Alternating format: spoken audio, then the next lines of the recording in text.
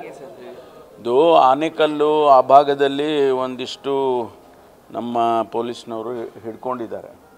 ಅದು ಬೇರೆ ರಾಜ್ಯದಿಂದ ಬರ್ತಾ ಇದೆ ಹಾಗೆ ಅಂತೇಳಿ ಇದನ್ನು ಹಿಡ್ಕೊಂಡು ಈಗ ಅದನ್ನೆಲ್ಲ ನಾವು ಪ್ರತಿಯೊಂದು ಮೆಡಿಕಲ್ ಶಾಪ್ನಲ್ಲಿ ಅಥವಾ ಬೇರೆ ಬೇರೆ ಎಲ್ಲೆಲ್ಲಿ ಮಾರಾಟ ಮಾಡ್ತಾರೆ ಅಂಥದ್ದನ್ನೆಲ್ಲ ಈಗ ಹುಡುಕ್ತಾ ಇದ್ದಾರೆ. ಎಲ್ಲ ರೀತಿಯಲ್ಲೂ ಕೂಡ ಡ್ರಗ್ಸ್ ಮೇಲೆ ನಾವು ಒಂದು ವಾರನ್ನೇ ಡಿಕ್ಲೇರ್ ಮಾಡಿದ್ದೇವೆ. ಬೆಂಗಳೂರಿನಲ್ಲಿ ನೂರಾರು ಕೋಟಿ ರೂಪಾಯಿ ಕಳೆದ ಒಂದು ವರ್ಷ 4 ತಿಂಗಳಲ್ಲಿ ನೂರಾರು ಕೋಟಿ ರೂಪಾಯಿ ಡ್ರಗ್ಸನ್ನು ಹಿಡಿದು ಭಾಳಷ್ಟು ಜನರ ಮೇಲೆ ಕೇಸ್ಗಳು ಹಾಕಿದ್ದೀವಿ. ಕೆಲವರು ಈ ಫಾರಿನ್ ಕಂಟ್ರೀಸಿಂದ ಸ್ಟೂಡೆಂಟ್ಸ್ ಬಂದಿದ್ದಾರಲ್ಲ ಅವ್ರ ಮೇಲೆಲ್ಲ ಕೇಸಸ್ ರಿಜಿಸ್ಟರ್ ಮಾಡಿದ್ದೀವಿ. ಕೆಲವ್ರನ್ನ ಡಿಪೋರ್ಟ್ ಮಾಡಿದ್ದೀವಿ. ಸುಮಾರು 70-80 ಜನರನ್ನು ಡಿಪೋರ್ಟ್ ಮಾಡಿದ್ದೀವಿ ಈಗಾಗಲೇ. ಯಾಕೆಂದರೆ ಅವ್ರ ಮೇಲೆ ಕೇಸ್ ಹಾಕಿದರೆ ಅವ್ರು ಇಲ್ಲೇ ಉಳ್ಕೊಂಡ್ಬಿಡ್ತಾರೆ, ತಿರ್ಗಿ ಅದನ್ನು ಕಂಟಿನ್ಯೂ ಮಾಡ್ತಾರೆ ಬೇಲ್ ತೊಗೊಂಡು.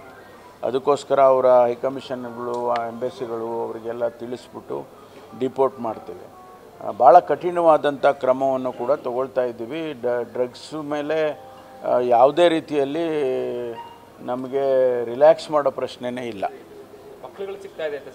ಹೌದು, ಚಾಕ್ಲೇಟ್ ಮಾರ್ತಾ ಇದ್ದಾರೆ. ಈಗ ಮೆಡಿಕಲ್ ಶಾಪ್ಗಳಲ್ಲಿ ಟ್ಯಾಬ್ಲೆಟ್ಸ್ ರೂಪದಲ್ಲಿ ಬೇರೆ ಬೇರೆ ಡ್ರಗ್ಸನ್ನು ಮಾರಾಟ ಮಾಡ್ತಿದ್ದಾರೆ. ಅದನ್ನು ಕೂಡ ಮಾನಿಟ್ರ್ ಮಾಡ್ತಾ ಇದ್ದೀವಿ. ಅವ್ರಿಗೆ ಲೈಸೆನ್ಸ್ಗಳನ್ನು ಕ್ಯಾನ್ಸಲ್ ಮಾಡೋದಕ್ಕೆ ರೆಕಮೆಂಡ್ ಮಾಡ್ತೀವಿ ಡ್ರಗ್ ಕಂಟ್ರೋಲ್ ಅವರಿಗೆ ಎಲ್ಲ. ಇಲ್ಲ, ಈ ವಿಷಯದಲ್ಲಿ ಇಲ್ಲ, ಬೇರೆ ಬೇರೆ ಇದರಲ್ಲಿ ಭಾಳಷ್ಟು ಜನನ ಅರೆಸ್ಟ್ ಮಾಡಿದ್ವಿ. ಇಲ್ಲ, ಇಡೀ ದೇಶದಲ್ಲೇ ಈ ರೀತಿ ಇದೆ. ಅದು ಡೆಲ್ಲಿ ಇರ್ಬೋದು, ಮುಂಬೈ ಇರ್ಬೋದು. ನಾನು ಮೊನ್ನೆ ಮುಂಬೈನಲ್ಲಿ ಮಹಾರಾಷ್ಟ್ರ ಇನ್ಚಾರ್ಜ್ ಇದ್ದೆ ಎಲೆಕ್ಷನ್ಸಲ್ಲಿ. ಅಲ್ಲಿ ಕೂಡ ಈ ಪ್ರಶ್ನೆ ಅವರೆಲ್ಲ ತೆಗೆದಿದ್ರು. ಹಿಂದಿನ ಸರ್ಕಾರದವರು ಏನೂ ಮಾಡಲಿಲ್ಲ ಹಾಗೆ ಹೀಗೆ ಅಂಥೇಳಿ ಅವಾಗ ಅದು ಕೂಡ ಬಂದಿತ್ತು.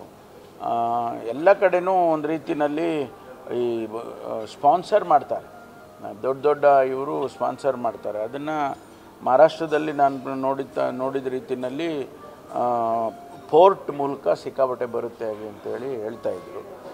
ನಾವು ಅದನ್ನೆಲ್ಲ ಮಾನಿಟ್ರ್ ಮಾಡ್ತಾಯಿದ್ದೀವಿ. ಇಲ್ಲ, ಕಂಟಿನ್ಯೂಸ್ ಆಗಿ ಅದನ್ನು ಮಾನಿಟ್ರ್ ಮಾಡಬೇಕು, ರೈಡ್ ಮಾಡಬೇಕು, ಅವ್ರ ಮೇಲೆ ಕೇಸಸ್ ಬುಕ್ ಮಾಡಬೇಕು. ಅದೆಲ್ಲ ಕಂಟಿನ್ಯೂಸ್ ಆಗಿ ಮಾಡಬೇಕು. ನಾವೆಲ್ಲಿ ಗ್ಯಾಪ್ ಕೊಟ್ಟು ಇವತ್ತು ರಿಲ್ಯಾಕ್ಸ್ ಮಾಡಿದ್ರೆ ಮತ್ತೆ ತಿರ್ಗಾ ತರ್ತಾರೆ, ಯಾವ್ಯಾವುದೋ ರೂಪದಲ್ಲಿ ತರ್ತಾರೆ ಅವರು. ನೀವು ಆಶ್ಚರ್ಯ ಪಡ್ತೀರ ಅದನ್ನು ಹೇಳಿಬಿಟ್ರೆ.